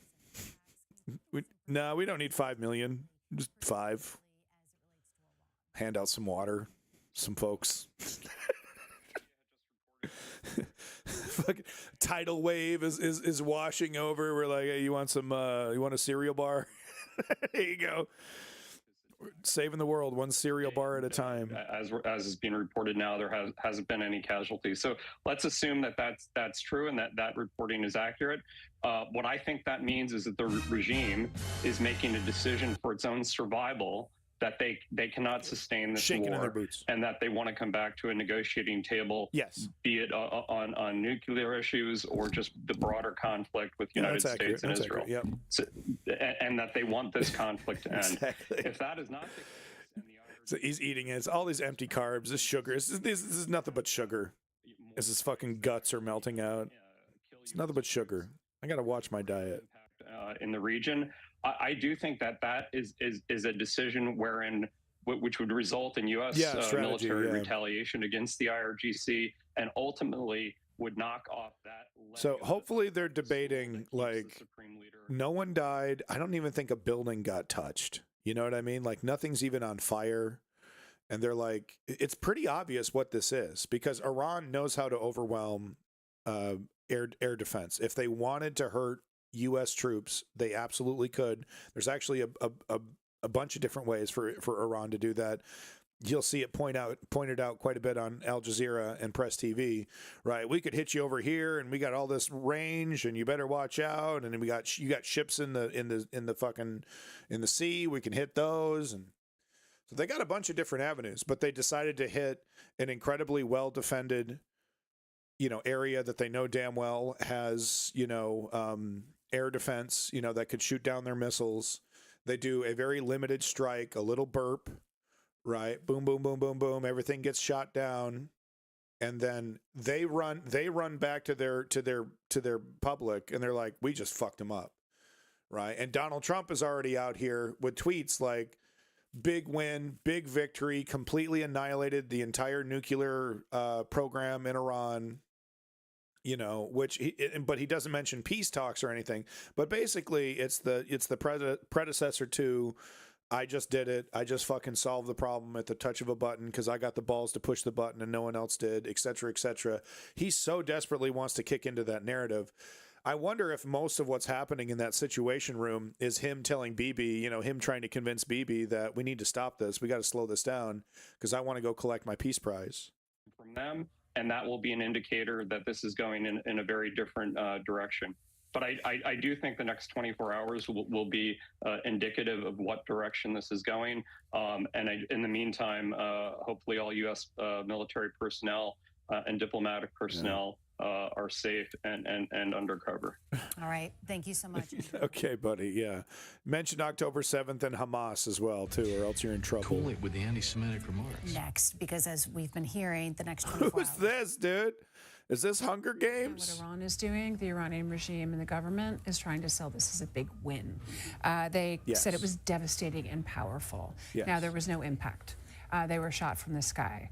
But another Iranian government supporter on Twitter, on X, posted right now and said Iran is trying. Only 2 countries dared to attack Iran since America since World War II. Iran and Iran. So lots of release of propaganda right now. We have heard that there could be something. We all know that because Bahrain, because the UAE, because Qatar have shut down the air Still be bases, afraid. because Still be the US afraid. government had non-essential Definitely personnel be afraid. evacuated a long time ago. Understanding that diplomatic consulates, embassies could be hit. Could be. People should shelter in place. That's I right. did talk to an American in Doha who said they heard these muffled thuds and kind of a shock wave going through them, but then it went quiet. So this is not a bombardment ongoing. This seems to be something that is one and done for now. For now. With For the now. Iranians government and regime Be afraid. using it as propaganda, saying they hit America. Yeah. And only the Iranians have hit America, Right. which is interesting because it happened in Qatar, but it is an American base. What kind of intelligence Why are we do there, we by the have way? in terms Oh, yeah, of whether or 'cause not for Iran could this. sustain Oh, yeah. a war? Because we heard Andrew saying that they possibly might not be able to. Well, I had a long conversation with a former top intelligence official in Israel who has also worked on the Iran portfolio. And they did point out when the U.S. wanted to have these nuclear negotiations, it left out the ballistic missiles, which is what Netanyahu's gone and done, is try to wipe out these ballistic missiles. Right. Yeah, because that's what Netanyahu is doing. Let's zero mention of Netanyahu's political situation on any of these cable news networks. Zero mention that Bibi Netanyahu is in a fucking political corner, that this ace in the hole that he had in his back pocket is pulled out at just this exact time.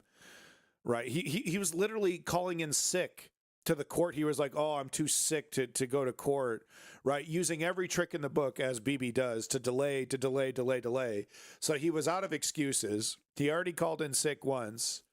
And then all of a sudden, here comes the Iran war. All of a sudden, oh, we got to bomb it. Bomb the fuck out of that nuclear site. Has nothing to do with what's going on with Bibi politically, though. Combination, they say, of like if you take. He's doing it because he was just concerned at that moment. He saw some intelligence where they were 6 seconds away from the bomb, and he just had to push the button. And that's just what he had to do. And I cash those checks. You bet I do. You bet I cash those From the checks. State Department. Olivia, how would you best describe? Oh, good. Here's a State Department propagandist to tell us exactly what we should be thinking. A lot of the diplomacy that can stem from this moment will depend on the nuclear posture that Iran assumes, right? Has the Israeli campaign and the U.S. military strikes on its nuclear facilities, what has that done to the Supreme Leader's intentions to pursue a nuclear program, a nucler weapons program, and what has that done to its capabilities? They're two separate things. No, that is a good point, though. It does, if Donald Trump can successfully get Iran to say, okay, we're done with the nuke shit, if he can get them to do that, dude. Does believe that this could intensify the regime's desire to actually achieve. The only way he can do that, though, is with security guarantees from Israel, against Israel, right? Obviously, you can't get Bibi to agree with anything, but if he can get Donald Trump to agree that he'll keep Bibi on a leash, that might be huge. It retains. We are still waiting on what is called a battle damage assessment by the United States and presumably the Israelis carrying out their own to see exactly what nuclear capabilities Iran retains. That assessment takes time. You have overhead imagery that will show you holes in the ground that will give you a good indication of the sort of superficial destruction that was wrought. But that doesn't show you anything about what might have happened underground. So for that, we're reliant on things like signals intelligence, meaning the intercepted communications of Iranian officials who are discussing what exactly has happened at each of these sites. I mean, honestly, how do you even do that? Because, like, you're driving into a tunnel, maybe 2-3 feet into the entrance of a tunnel, and then the rest of it is dirt, right? So, like, to even get to where the facility used to be, you got to start digging.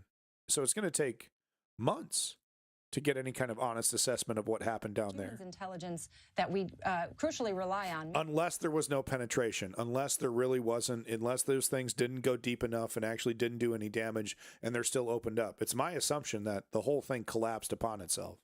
We've seen the Russians and the Russians at least condemn the U.S. strikes. We've seen Russia, of course, has supported Iran and vice versa. Iran has supported Russia in its military campaign in Ukraine. We know that the Chinese are... She's telling the truth about Russia. She works for Trump. She better be careful. For the regime in terms of the funding that it so desperately needs, given it is so heavily sanctioned by other countries who are not buying that oil.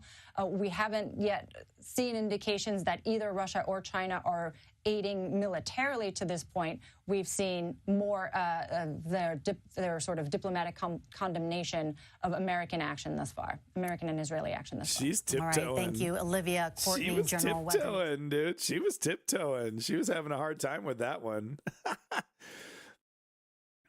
Donald Trump loves Putin still. He wants Putin. He wants to be buddies with Putin so bad. Initially, when this happened, and many people felt. Okay, so basically, I'm waiting around to see if we can't get a Donald Trump. Oh, this looks like fun. I'm waiting around to see if we can't get a Donald Trump statement, some kind of Oval Office thing. That's what media is waiting for right now. Yeah, this looks like a lot of fun. Cool. That's cool. Military, because what happens with in the case of the U.S., for instance, is that you bring all of these troops to these regions to exercise control, to make sure that their foreign policy even has to go along with you, that everything they do from an election, if they are really like level 1 propaganda over there at Press TV. God bless their heart. Allah bless their heart. Let's see what Steve is up to. The huge.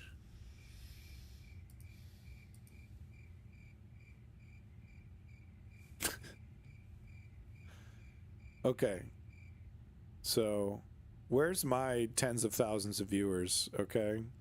Trying to find you any more updates. This is what happens though when you can no life it. When you can no live streams and you can be on every day and you're there every single day. You can kind of that's how you succeed. Is that you have to no life this shit.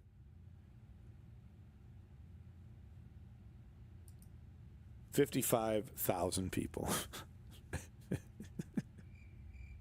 No. Everyone's waiting. Everyone's waiting for something cool to happen or something tragic really to happen.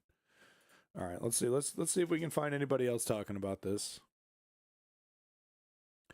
James O'Brien, he's really pissed me off lately, quite frankly. James O'Brien, his defense of Keir Starmer is fucking pathetic at this point. Yeah, he's over here defending the heating allowance, and then defending the back pedal. I don't know. I'm kind of sick of James O'Brien. You can't weigh in on Iran without the facts. Sure, I agree with that. He's very smart and very clever, but honestly, he is a defender of the neoliberal status quo.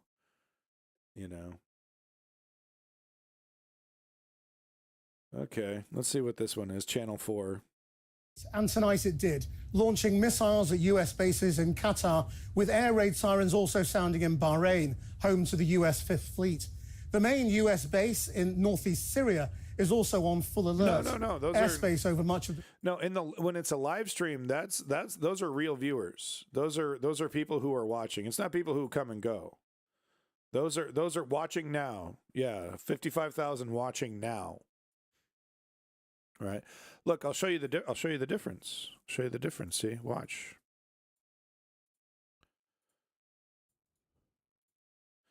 We'll go to a slightly less successful stream. Look at that, 3 watching now. Thank you to the 2 people that are watching plus me. Thank you so much. Appreciate it. Facility in the region. It's a key air and logistics hub with around 10,000 American troops stationed there. Iranian state media said the Al-Assad air base in Iraq was also targeted, but there have been no reports of any explosions there. All this after Israel gave details of its latest strikes on Iranian government sites in Tehran. Our international editor, Lindsay Hilson, reports. Tonight, Qatar's air defenses are active as Iran targets the U.S. Qatar's air defense? Really? Base at Al Udeid, just outside Doha. At least one missile was intercepted. Airspace over Bahrain and the UAE has also been closed as Iran carries out its revenge. Operation Annunciation of Victory. Yeah, who's the other goober Last watching? month, President Trump visited the 10,000 U.S. service personnel at Al Udeid, the biggest U.S. base in the region, sounding relaxed. But I want to give a special hello to Al Udeid Air Base, sometimes referred to as the Deed. That's a little sinister. Tonight, Iran reportedly coordinated its attacks with Qatar so the base could be evacuated, a sign that the Islamic Republic's revenge may be to some extent performative. The US base at Ain al-Assad in Iraq, shown here after an Iranian attack in 2020, is reported also to be under fire tonight. Then as now, the Iranians gave advance warning, retaliation as symbolism to save face. Exactly. She's framing this perfectly so far. This morning, without warning, Iran fired a missile that hit the desert near Ashdod in Israel. Wow. So they hit nothing. They were targeting these are precision munitions, okay? So they dump it in a, next to the road, not even on the road. This morning. Okay, was that a target or to save face? This morning. Yeah, it's like literally nothing. Without warning, Iran fired a missile that hit the desert near Ashdod in Israel. I mean, that's a great shot, though. You so rarely get to see what it looks like, from that angle. Hold on, let's slow-mo that motherfucker. I want to slow-mo that. No, I don't want a sleep timer. Hold on. I want to slow-mo that.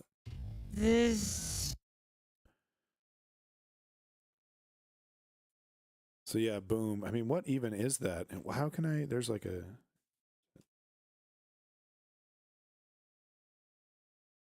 there a way for me to get like frames? Yeah, there we go. Chem goblet. Oh, you can see the bomb right there. Right there. Damn. Deadly ass motherfucking things. Without warning, Iran fired a missile that hit the desert near Ashdod in Israel. The Israeli Air Force has also been in action. It keeps going. Earlier today Hilarious. in Tehran, a security camera captured the moment the Israelis struck Evin prison. People drove towards the... So that is more indication that Israel is trying to destabilize, trying to create chaos, trying to break people, maniacs, out of a prison to create more chaos in Iran. Explosion. One political prisoner managed to call his family, who recorded the conversation. They dropped bombs on us. They're still bombing. Some people have been injured. The windows were ripped out. Everyone scattered. It's still going on. I don't know if it's targeted or not, because bombing... Now, remember, these are political prisoners held because they disagreed with the extreme religious theocracy in Iran, right? So it's, once again, we go back to what I was talking about, how counterproductive the Ayatollah is. Prison doesn't make sense at all.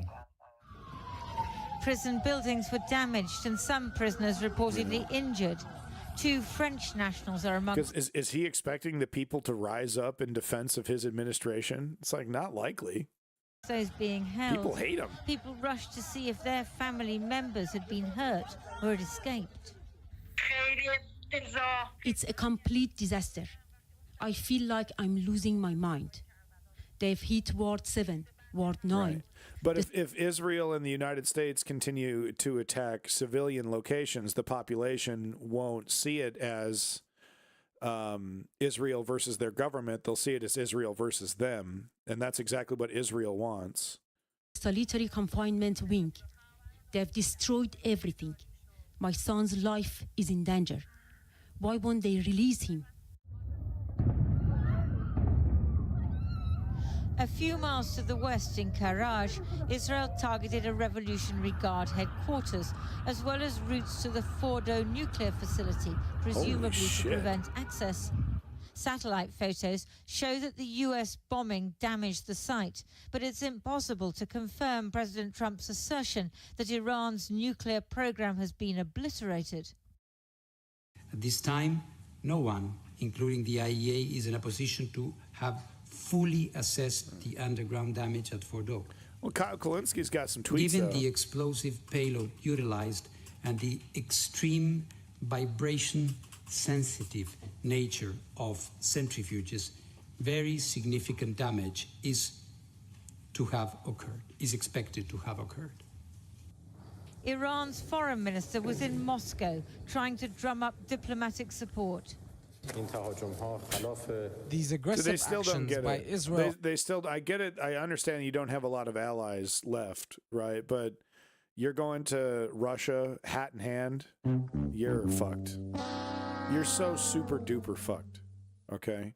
Oh yeah, nice conference room. Nice conference room, guys. The whole situation is an omni shambles over there in Russia. And the US are completely illegitimate and violate international rules and norms. We are defending our sovereignty and country, and our defense is legitimate.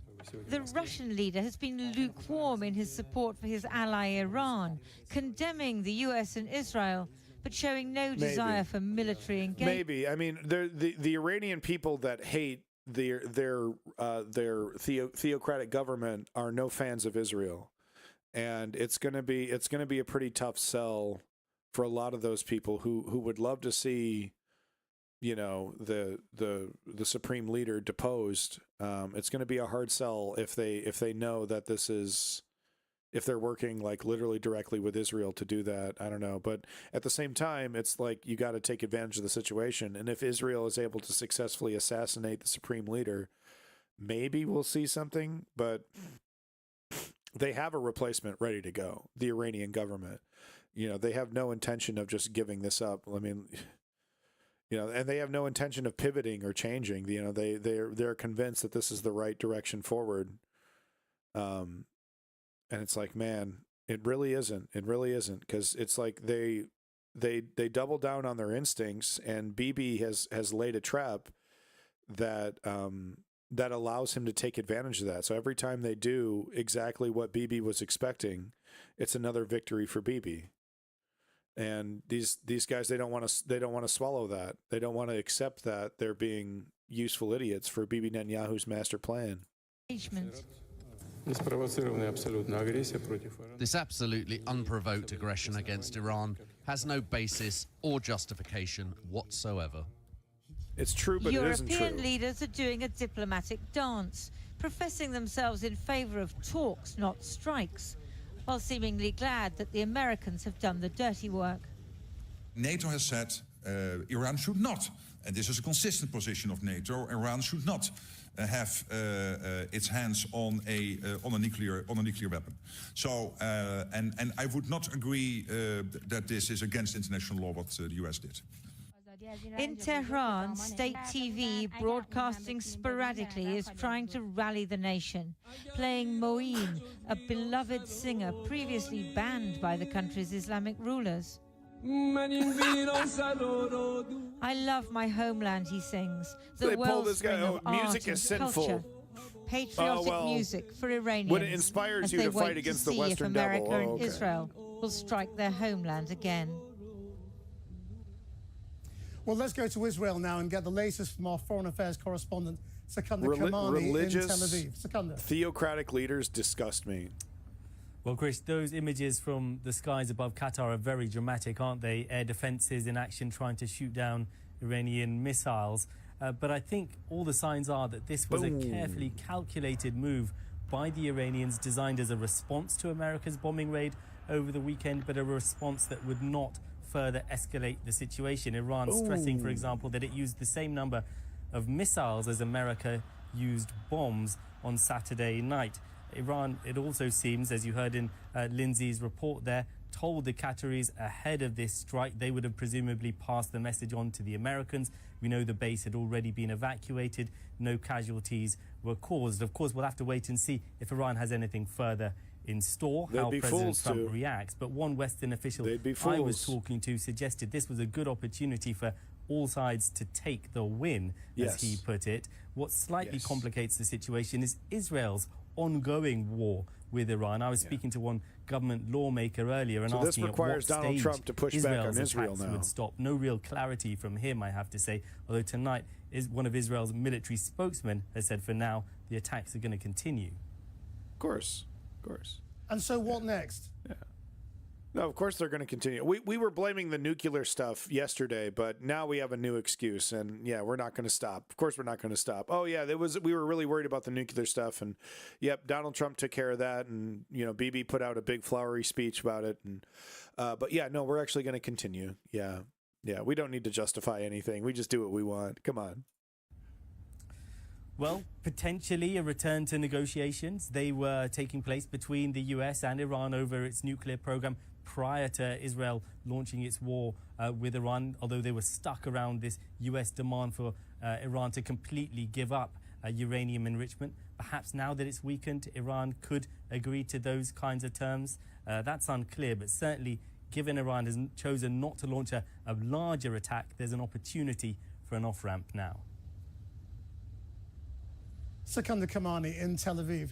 Well, I've been speaking to the former director of the CIA, David Petraeus, and I asked what he made of the Iranian... How about no? How about we don't talk to David fucking Petraeus? How about we don't? How about no?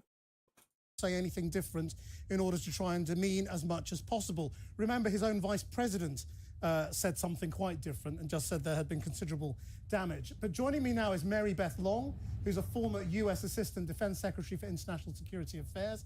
She was also previously chair of the group responsible for NATO's nuclear policy. Okay. Also here is Ali Vyas, who's the Iran project director of the International Crisis Group.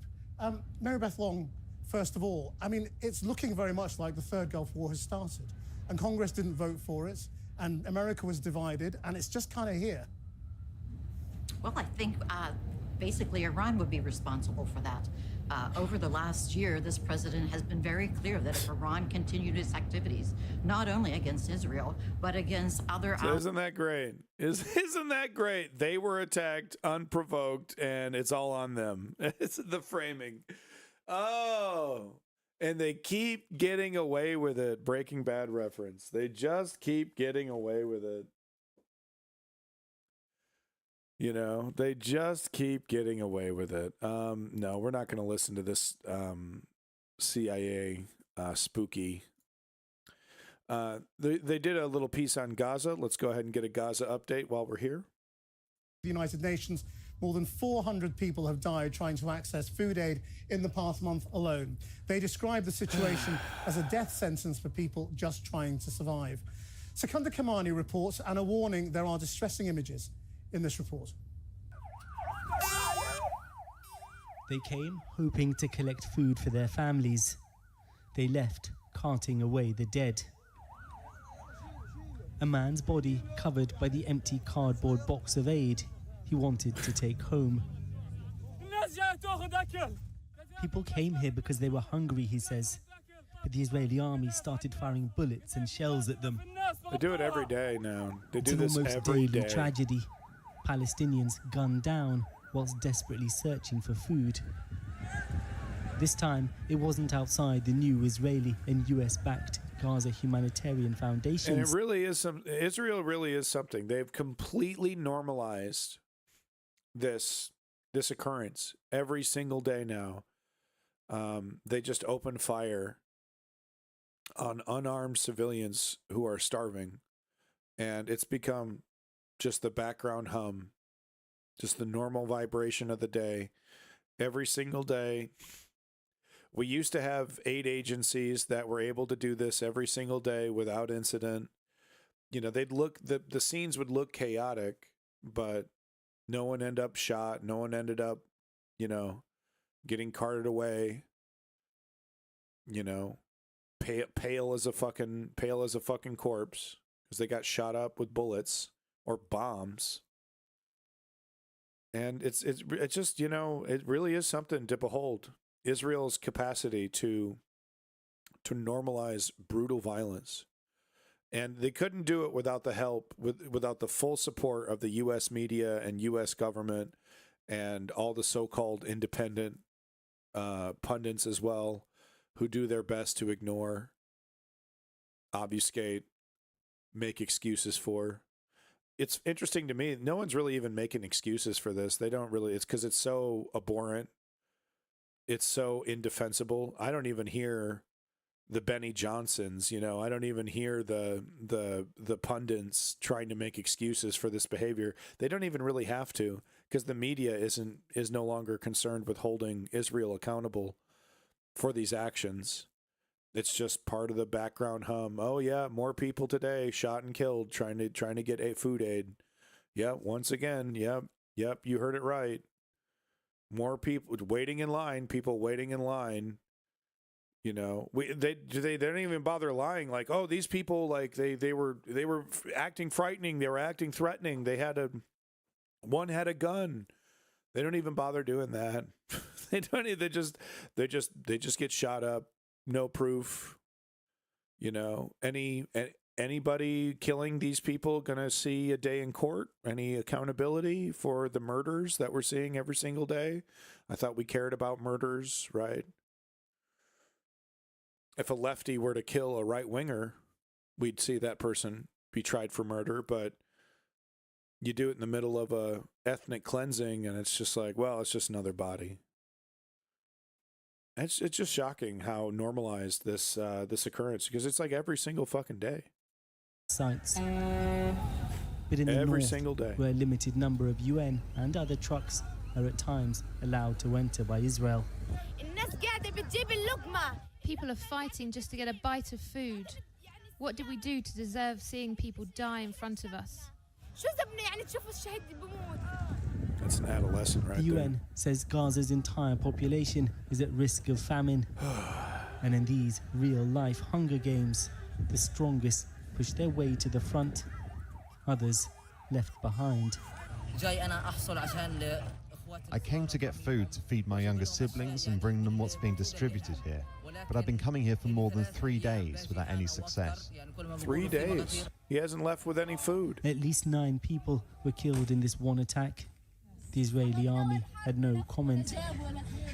You wonder how anyone has tears left amidst such grief. It was just an innocent child, cries this grandfather. Where is the humanity? Prior to the war with Iran, international criticism of Israel's actions here had been growing. Today, the EU debated suspending the pact that governs their relationship with Israel. Every single day it happens but that's now. Unlikely to happen. You know what Donald Trump, the latest headline I've read, Donald Trump is forcing USAID to give the organization that's shooting up these people waiting for aid, that's been botching it since day one, to give them $30 million.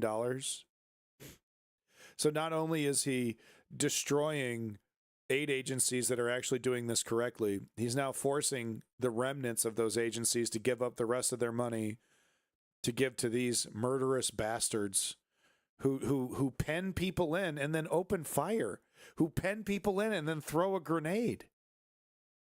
Like it's some sick fucking game, dude. I swear to God, I think every single day, some of them are like, do I get to do it this time? Do I get to open up on a crowd? Am I the one that gets to throw the grenade into the crowd? Right? The sick fucking fantasy that you'd have looking at these throngs of people. Oh, wouldn't it be crazy if I could just open up fire on them? Just open fire on this crowd of people? Oh, wouldn't that be fucking crazy? And they do it every single fucking day, man. Almost every single day. Almost a day goes by where I don't hear about shooting at the aid line, right? Almost every day. Israeli officials deny deliberately starving Gazans, But visiting the besieged strip, the local head of the UN's Humanitarian Affairs Office was damning of Israel's actions. What we're seeing is carnage. It is weaponized hunger. It is forced displacement. And it's a death sentence for people just trying to survive. All of this combined, it appears to be the erasure of Palestinian life from Gaza. Yeah.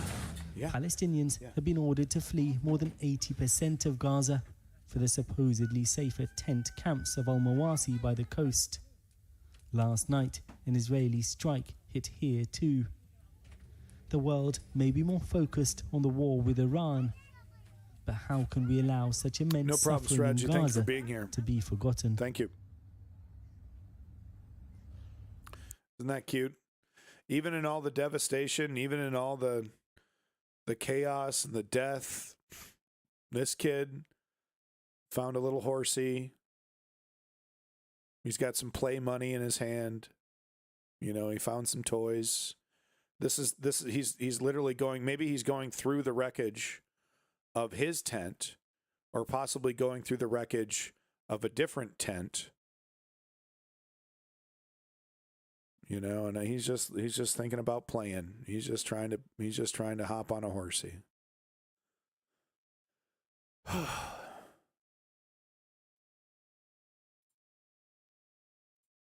It's really something. All right, so he's looking at earlier footage. Doha, Qatar. This is in Doha. Okay, he's looking at earlier footage of the bombs dropping over there, Steve. All right, I think this is probably a good time for me to leave. I don't know. Obviously, I'm waiting for Trump to say something here, but where it's going to go from here, we don't know. I don't know. I might have to do another stream tomorrow to cover this, to follow up on this. Good news is tomorrow I will have my Twitch back, so that's great. I'll be back on Twitch tomorrow. Might get a more active chat, maybe. I definitely need to be more careful. Like that footage that I just showed of the Gaza there, I'm going to have to get my blur. I got to get my blur screen going again because, you know, even though your politics, and even though you said it 18 plus, and even though you say there's going to be gore on the screen, and even though you say there's going to be swearing, and you check all those boxes, even though you do all that, in the politics section, you still can't show reality. You still can't show politics, you know? I'm sorry that that Israel uses U.S. taxpayer dollars to slaughter people on a daily basis. And that, you know, what that looks like is a pale, bloated corpse on a donkey cart. I'm sorry that that's what the reality of the world is. But it's like, I just... It disgusts me. It disgusts me to hide those things. Why? For money, for selling soap, for selling Clorox bleach, you know, for selling tickets to a Katy Perry concert, whatever they're selling on Twitch, right? Anyway, thank you everybody for showing up. Strategy member, thank you. Big props. Fucking ribbons, thank you for coming here. Woke Patriot, thank you for stopping in. Bound TRS, thank you for coming in. While I've been shamed and banished, I appreciate you coming in and supporting the stream. Means a lot. Keeps me going. Let's get some tunage here on the way out. It's all war footage now. No music anymore. No joy. But no, thank you for being here. And like I said, tomorrow I'm probably going to have to follow up. If something really crazy, obviously I'll turn on the stream and do an emergency stream today. And that would be on Twitch if I were to do an emergency stream today. But tomorrow, likely I'll do a follow-up, and we'll be back on Twitch, and we'll see how many hours I can go on Twitch before I'm banned again. Thank you, everybody.